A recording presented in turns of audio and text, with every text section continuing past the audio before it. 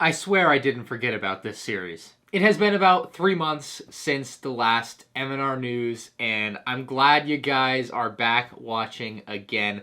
Very happy to be back in the seat. I have plenty of LEGO news for you guys on today's episode. Now, we're not going to be going back through the last 3 months covering everything. We're going to cover what's topical in this video, of course. So just so you know, we're not going way back, and I hope to continue this series at a more stable pace than 3-month intervals going forward. Anyway, without further ado, let's get right into our LEGO deals of the day. First up, on Walmart.com of all things, we have the LEGO Star Wars Droid Commander set, $50 off, down to $150, a much more reasonable price than the $200 that LEGO had wanted for it for the past year. So now that it's a little bit cheaper, maybe it's worth picking up for you. I have never found any use for this set outside of the one video that I made for it. I don't even display it on my shelves. I guess one day I will, but it just is not something that I find very appealing. But, you know, if that's something you've been looking for, definitely worth pointing out that it's available. We've got a litany of Amazon deals on here. If you guys want, my affiliate links are down below. Be greatly appreciated if you use those.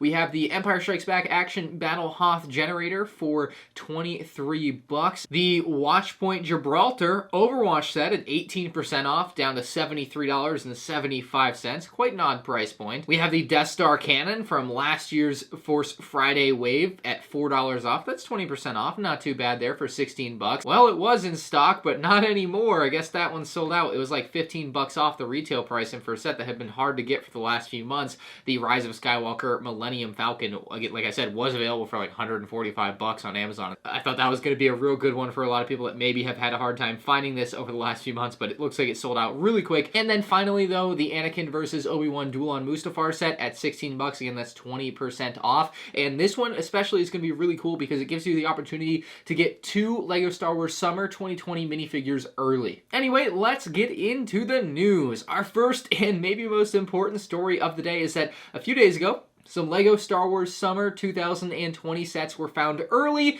in a LEGO store in Hungary. Yes, so far away from where I live, not a chance I was getting them, but very cool to see them leak out kind of early like this. The person was able to get a 501st Battle Pack and the AAT. You may have seen images of those floating around because he did post a lot of images of them, thankfully, for all of us to take a look at. Some of the important things to come out of that is that the AAT looks even more ridiculous when built in person, and the clones now have a new clone head. That's right, the angry clone face is now gone. The Clone Wars clone face definitely gone. So we have a new clone face with a new skin tone. Very interesting to see LEGO having switched that up. That's something we hadn't seen in any of the press release pics that we got from the sets. Another summer set was found at Legoland Florida. Pro LEGO channel actually found the Mandalorian and Baby Yoda brick heads early, quite early.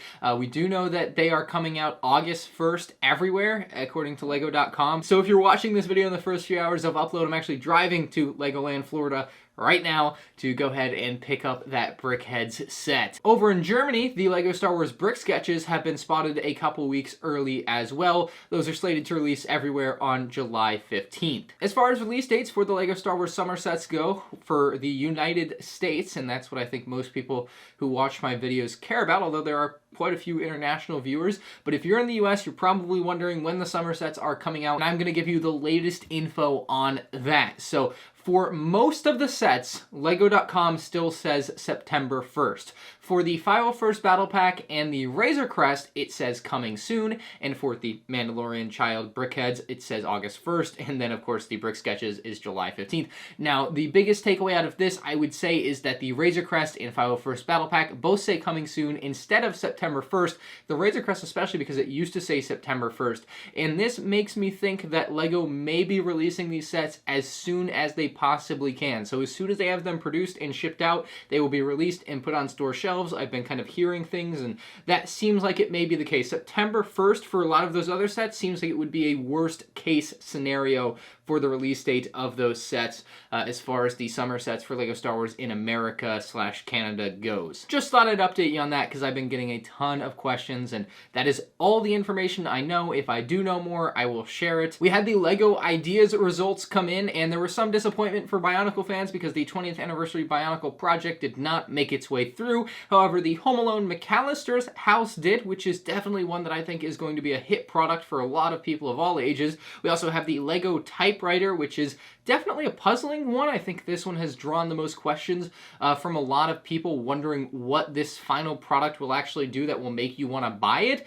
And then finally, we have the Seinfeld 30th anniversary project here, and this one obviously, much like Friends and other sitcoms before it, will probably sell like hotcakes. LEGO, through their art theme now, has also revealed 4 new LEGO Mosaic sets slated for release on August 1st or September 1st, depending on where you are or which set. I believe it kind of is going to vary. But we have the Warhol Marilyn Monroe set with 3,341 pieces, the Beatles set with 2,933 pieces, Iron Man with 3,167 pieces, and the Sith from Star Wars with 3,406 pieces. All of these mosaics include instructions for 4 separate builds you can do out of the pieces that you get in the set. Specifically with the Iron Man and the Sith set though, if you want to build the 4th option, you're going to have to get 3 of the sets, and that is not going to be cheap because the sets themselves are going to cost you $120 each. Yes, these are not cheap, but they will probably be worth it, seeing as they are literally art and they're going to look beautiful and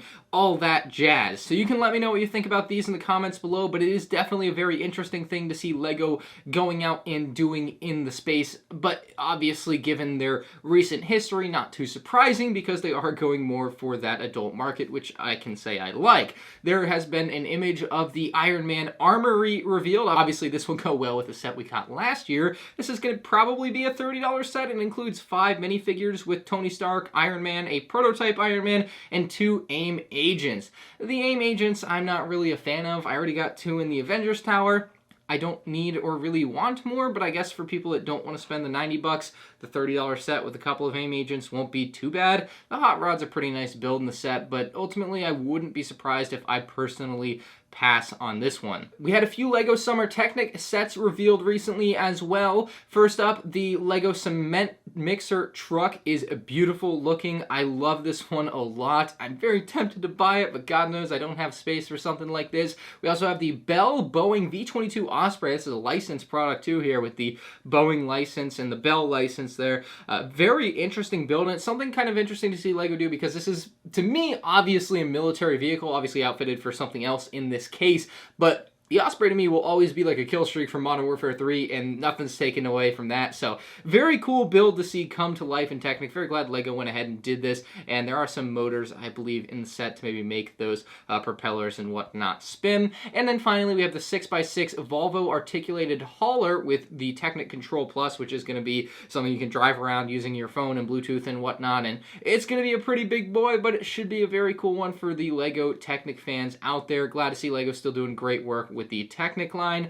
LEGO is taking a pause from social media advertising. They released a statement basically saying for at least 30 days, we're not going to be doing paid advertising on global social media platforms. So kind of an interesting thing to see LEGO doing. Not really sure what the driving force behind this is, and I've heard maybe it has something to do with like Facebook and hate speech, and there's stuff like that. Their statement is rather short. There's a new LEGO Trolls World Tour set, and this one was very surprising to a lot of people, but at 60 bucks we have the Vibe City Concert. Apparently it contains some spoilers maybe to the end of the film, and that's why that they held off on the release of something like this. But honestly, when I first saw this, I was like, damn, that one actually doesn't look terrible. So it is a set that I think is maybe going to get some people in the door that may have not have bought Trolls otherwise, but I'm still going to stay away from it. I just ultimately don't care that much about Trolls, but still a $60 set for the people that are into those Troll sets. And finally, we have some new seasonal Halloween sets for later in 2020, starting off here with the Halloween Hayride. Love this little build, very cute, and especially for 13 bucks. I mean, that's going to be an easy pickup at the LEGO store. store.